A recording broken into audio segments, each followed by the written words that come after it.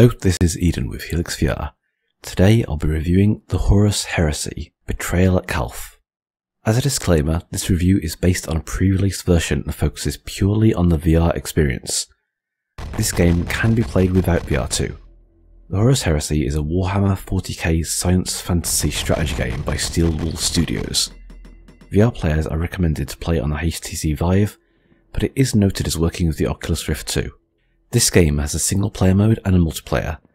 It will be in early access and come with just Act 1 of 5 acts for the single player, which is expected to last 60 to 90 minutes.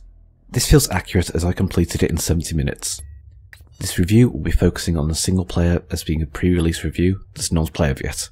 To summarise the multiplayer though, there are 4 multiplayer maps and 2 modes. PC players and VR players will be able to play with each other. The game is recommended to play standing, but I personally sat down through half of my playthrough without any issues.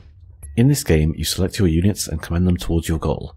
In the current levels, it is fairly small scale, where you'll control less than 10 units. You'll have an objective such as getting the leader to a certain point or defending a certain point. You can choose to move units, shoot with several weapons, hold position, merge weak units together, and more to achieve these goals. Some parts of the environment are destructible and some parts can be used to your advantage, such as cover or hiding from line of sight.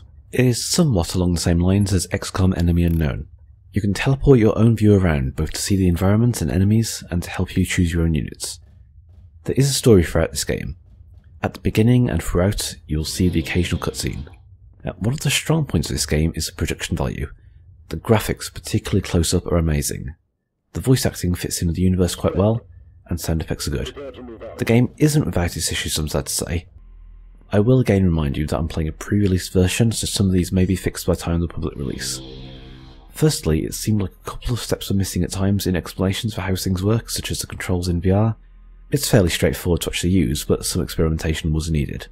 A few times I've had it where pressing a button or something along those lines did not respond to. And finally, loading times were long at times, but usually not too bad. To wrap things up, the Horus Heresy Betrayal at Calth is a game with high production values and it's definitely enjoyable. It's also very short until more content is released, but it does have multiplayer to extend it. If you love Warhammer 40k or these types of strategy games in general, it's certainly worth a try. Just be aware that you're buying into an early access game with all that entails. Once again, this was Eden from Helixx VR.